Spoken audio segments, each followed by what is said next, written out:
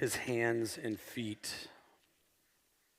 Kind of wish we would have done that song in the beginning of the series, where it's right there. I mean, that is where we're going. That's where we've been, and that's where we're going to go today.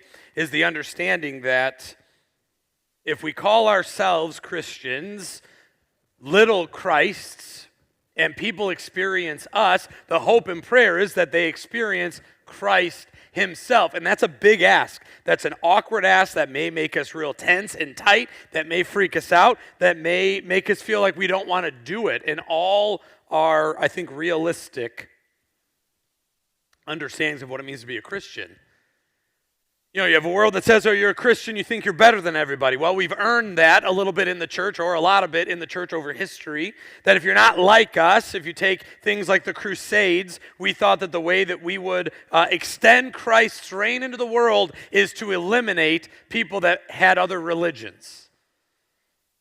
I think we look back and go, that was a little bit of a black eye for the church, and I think we could go throughout history where instead of inviting, instead of sitting and seeing those people that are different than us, we go to say, let's just take them out because we have God on our side.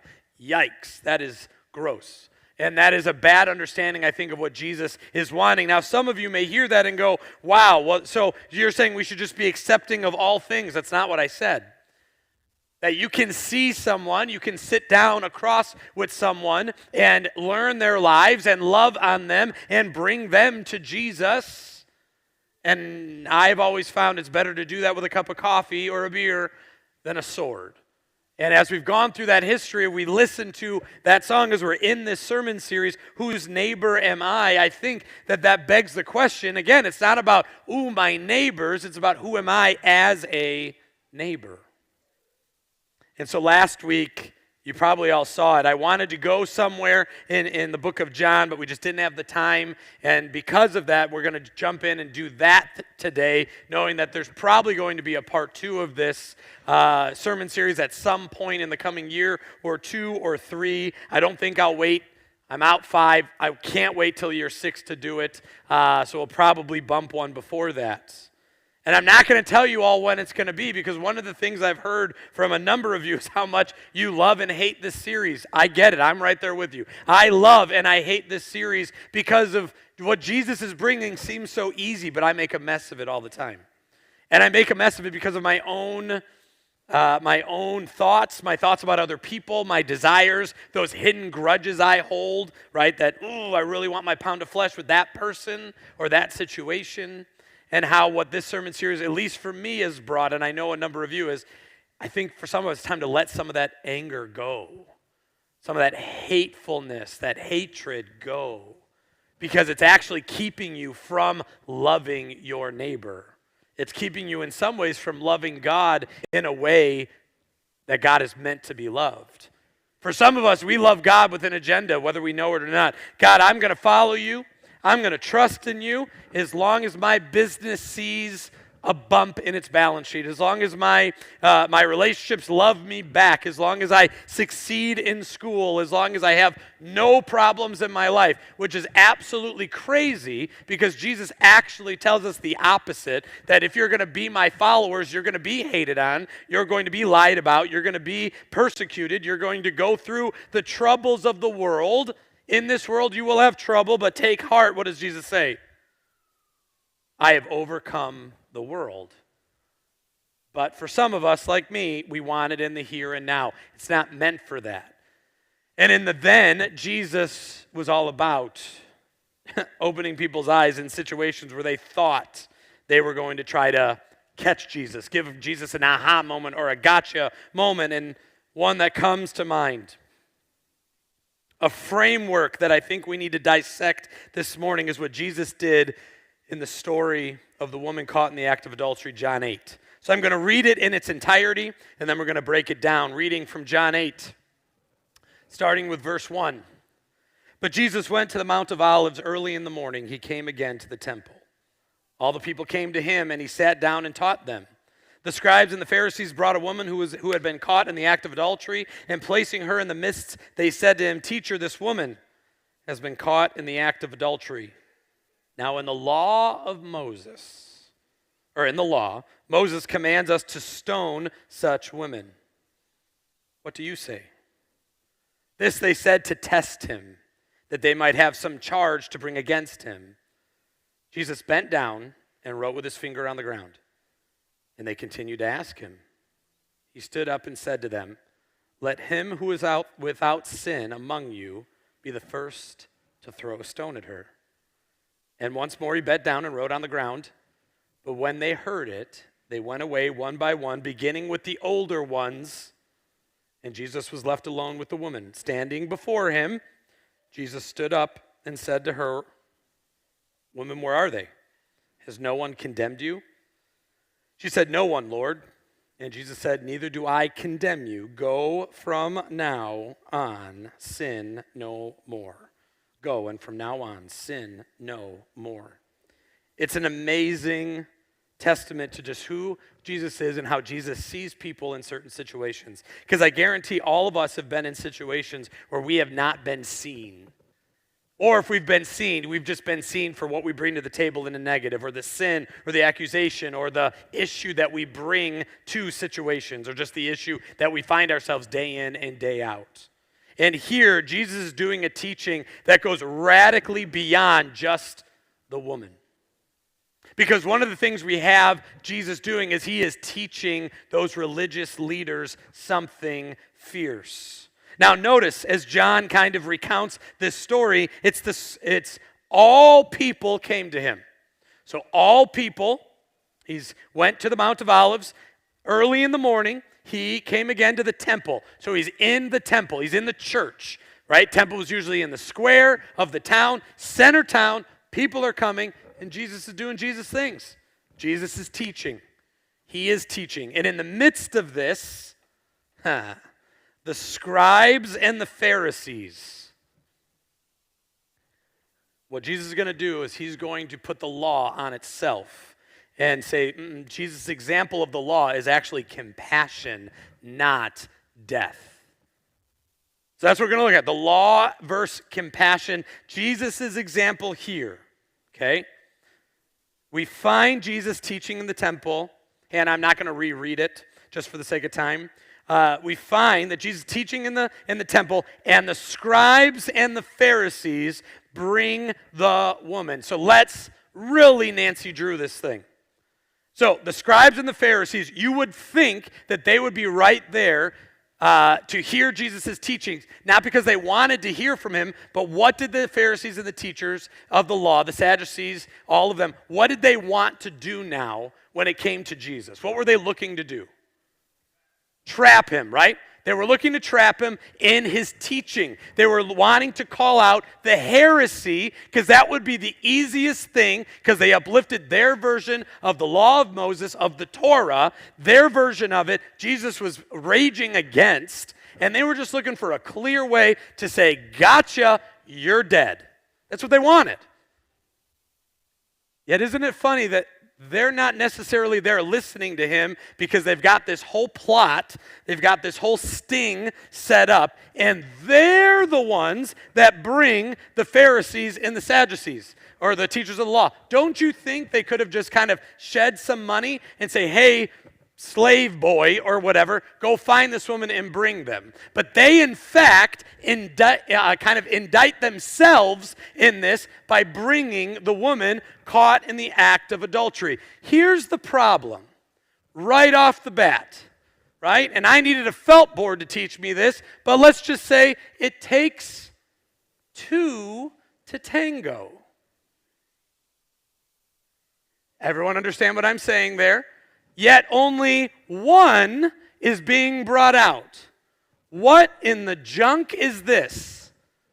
That they are singling this woman out for whatever reason, because we know that there's a verb here, that there's an action going on, that all of a sudden they're the ones that are grabbing her, bringing her about, probably not dressed to the nines, quite the opposite. And they throw her in the midst of all the people in front of Jesus.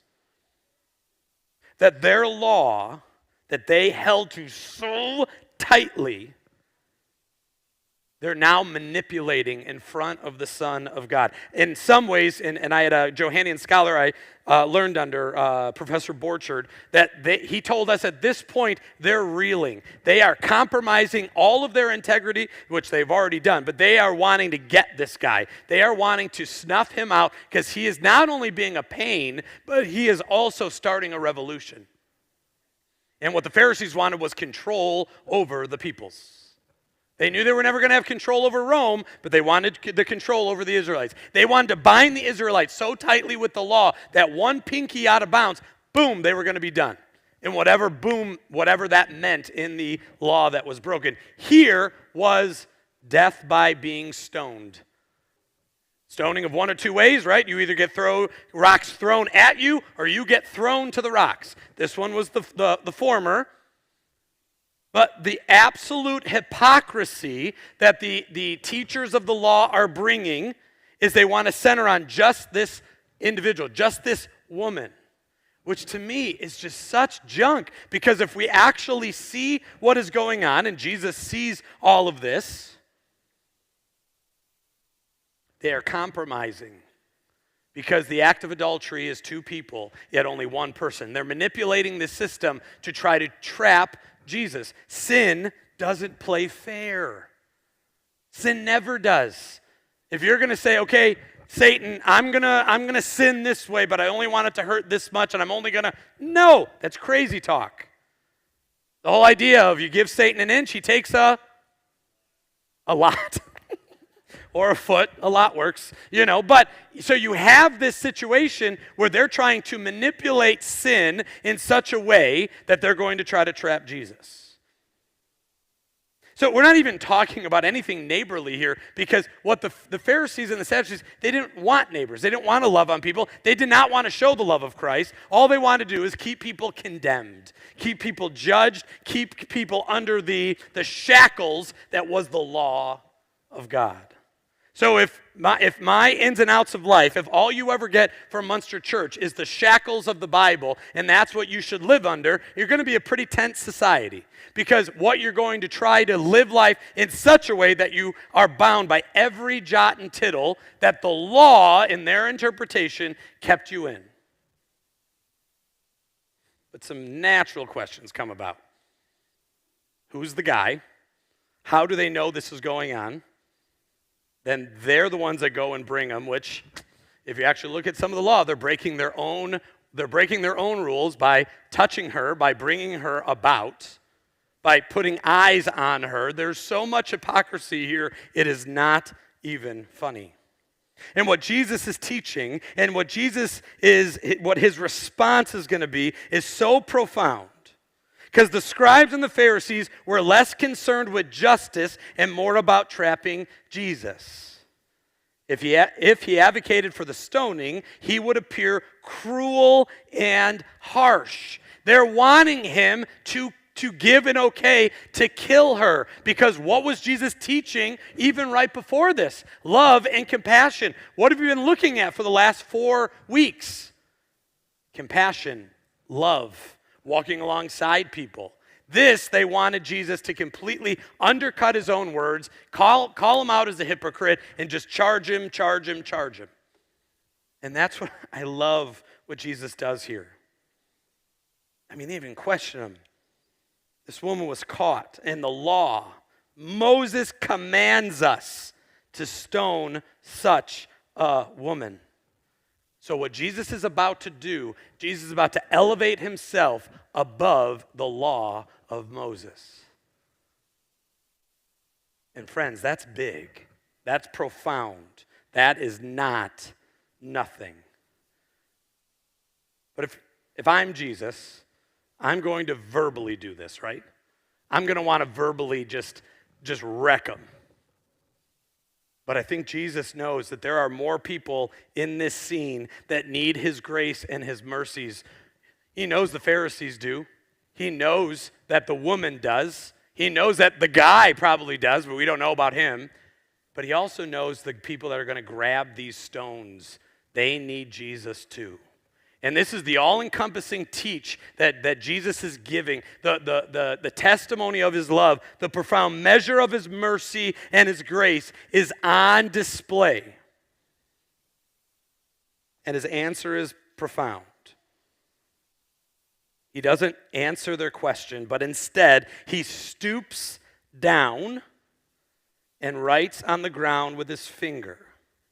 Now, this act of writing, there's a lot of debate. You can Google this and you'll get a lot of sides. Some suggest, and again, we don't know, some suggest he's writing the sins of the Pharisees.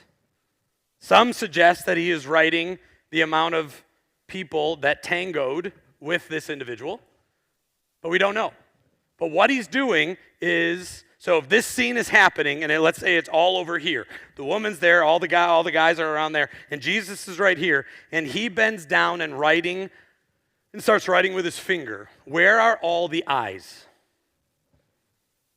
All the eyes. Again, everybody's there. He's teaching. Let's just say there's 60 people in this situation, and Jesus starts writing with his finger. All 60 eyes are where? On Jesus. On Jesus. Jesus is actually, in just that mere moment, taking the shame off of the individual. She's going to be corrected, right? There's still an issue here with her, but there are issues abound in this situation. And what he's doing, he's taking the view off of her onto himself. He is this great teacher. He has caused a lot of issues for the Pharisees and for the law and for the temple.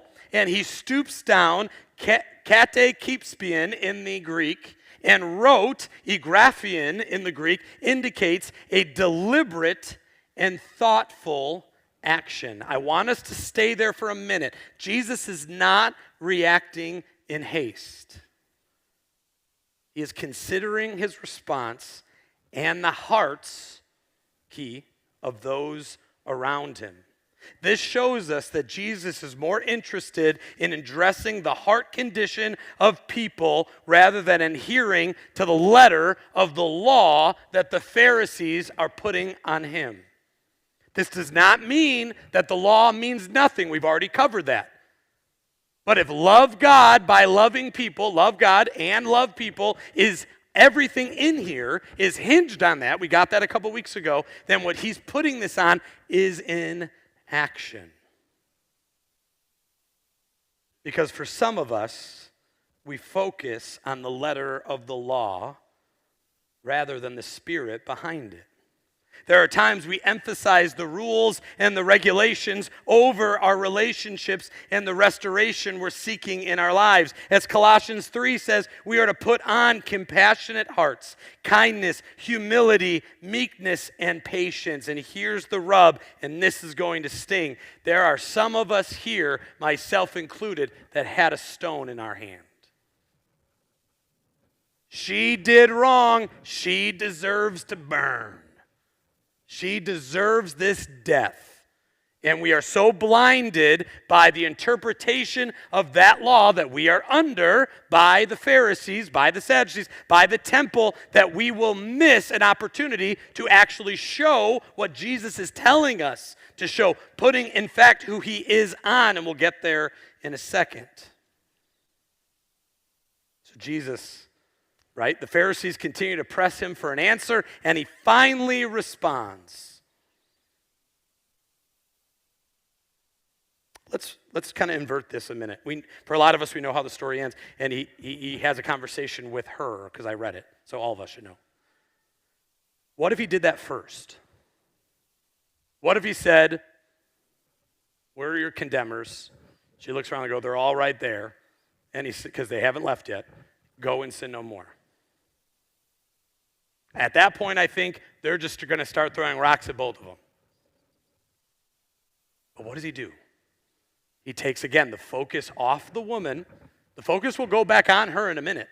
But the shame and the vulnerability of this woman, he wants to, in some ways, honor. He's not honoring the sin, but what he's doing is he's in his teaching, in his correction, because Jesus corrects in a very certain way. He's putting it on the accusers first. Let him who is without sin among you be the first to throw a stone at her. Again, this statement turns the situation on its head.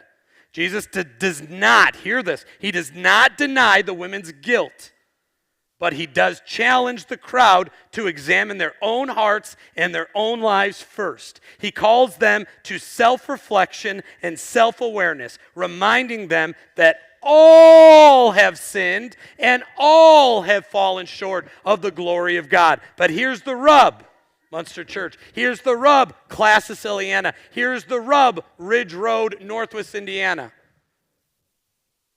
For a lot of us, we don't think our sin is as bad as those other people's. I have little sin in my life. I don't stop at stop signs, haven't paid my taxes in 2 years, and sometimes I use the Lord's name in vain. This is a person caught in the act of adultery. Adultery. I'll take taxes paid over that any day. Who in the world do you think you are?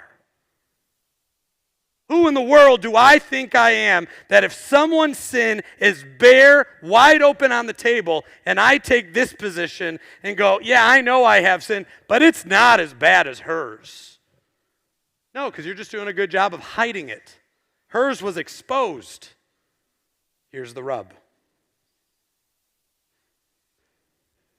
When we come to Christ, when Christ works in our hearts, he's exposing our sin all day. It's called conviction. It's called sanctification. It's called the process of the Holy Spirit training your eyes and your mind and your heart not to sin and how to deal with sin when it comes. How many of us here today are sinners?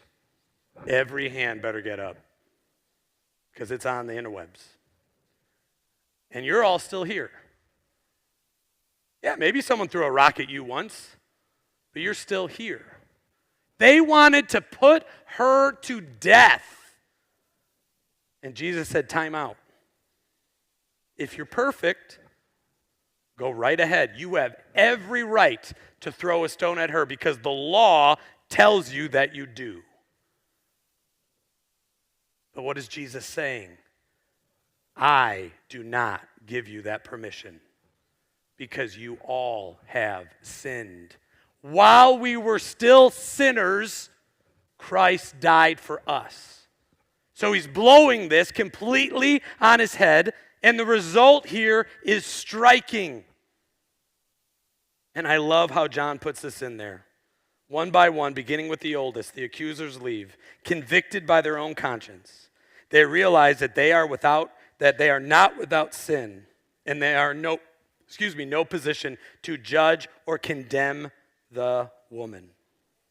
This phrase, anamoretetos in the Greek, emphasizes a state of being free from sin, not just in action, but in heart and mind also. Because I bet you had some people that were ready, stone in hand, and they're like, I've never committed adultery, fire away. Jesus doesn't allow for that either. You have unpaid parking tickets. You're not allowed to throw the stones. You covet the friend you covet in your heart that your friend got a raise and you didn't. You can't throw a stone.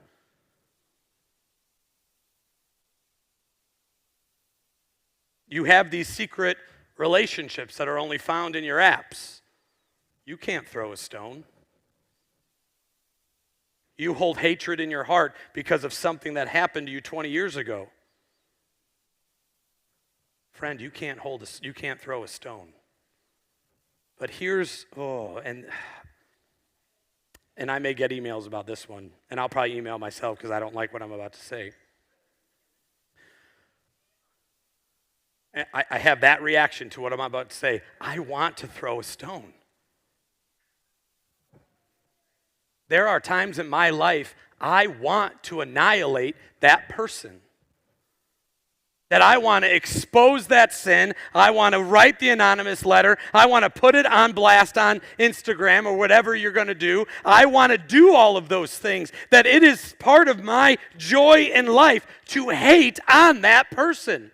To throw stones, whether they know it or not, at them. And some of us do it in such a cowardly way. that we just run by, throw a stone, and keep running. And we love that about ourselves. So friends, what are we saying? We love that we get to judge sin that's not ours. So what does that mean about being a neighbor? If your neighbors know you as a judgmental stone thrower, I don't think you're being a very good neighbor. But they play music until 9:45. And in your mind, I want to burn their house down. That's not okay. Like, oh, and they don't pick up after their dog. Where can I get arsenic? That's not okay.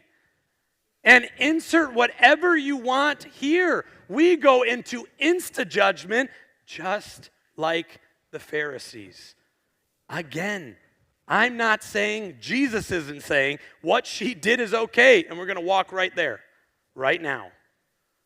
But we have to, and I love how John, the oldest, notice how it says, the oldest lets go first.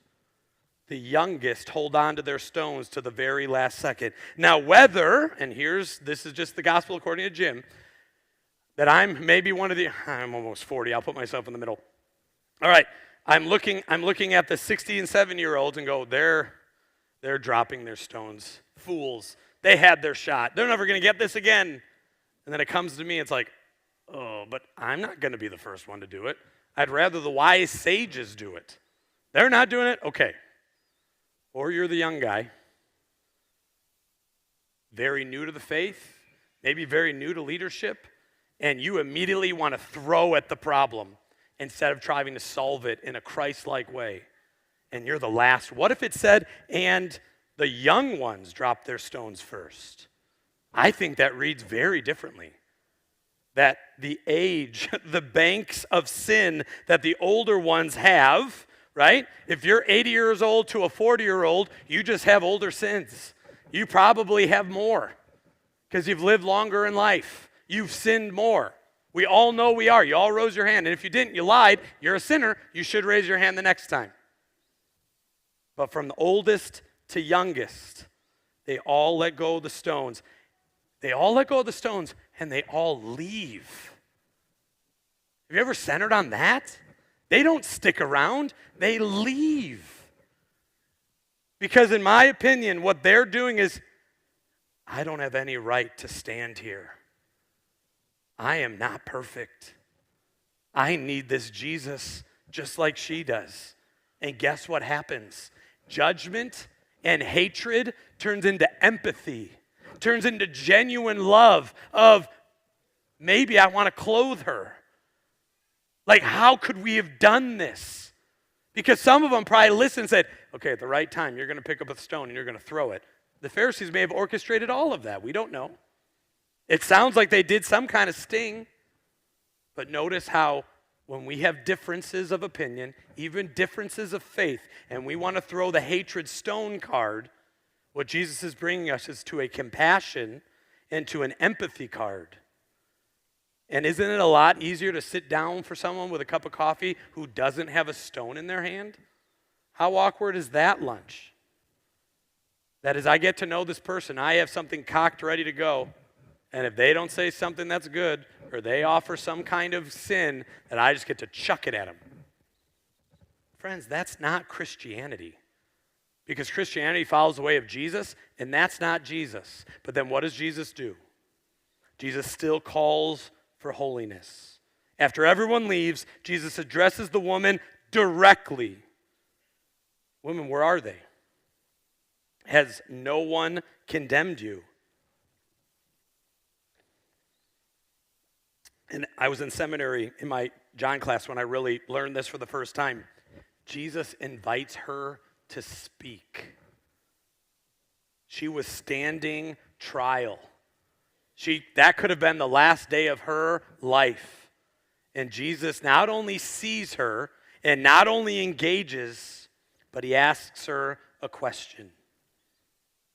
Has no one condemned you? She responds, no one, Lord. And Jesus says, neither do I condemn you. And for some groups and some people, they love to stop there. You can't. That's a bad read if you stop there, because Jesus is still about holiness.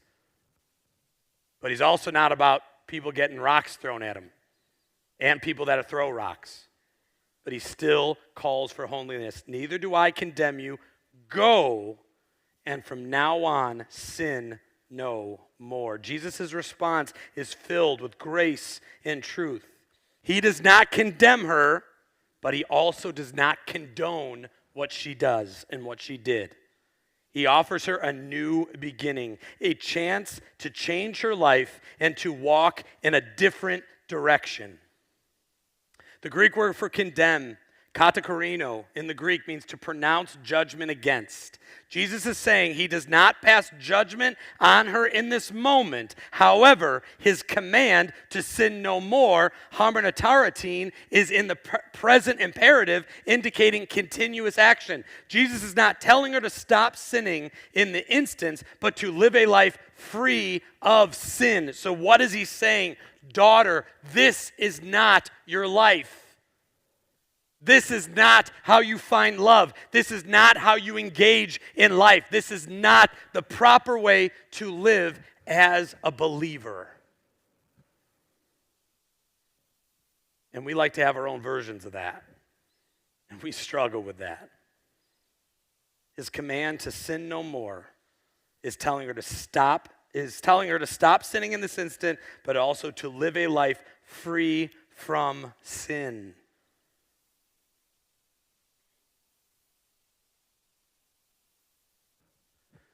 I guarantee you, if I asked how many neighbors do you have that you want to have this interaction with, all of you probably have 2 or 3, if not 1,000. And then I ask, what part do you want to play in the story? And still some of us want to have a stone in our hand, or an egg, or a piece of toilet paper, or whatever. Or if you're in Munster, you can complain about people on an app. We want to do that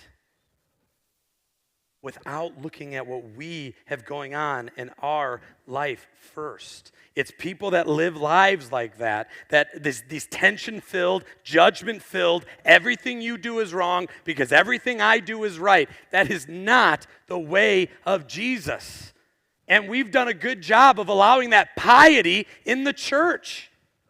I have been in church all my life, so when I sin, it's like gold-covered dog poop. No one ever sees it. No, it's still sin, and we can't use the excuse that we've been brought up at church, yet still sin, as a good thing, because we know the right answer, and we do the opposite anyway. Friends, all of us would have been dead if the law of Moses, the way the Pharisees kind of lived that out, because that's manipulation and control.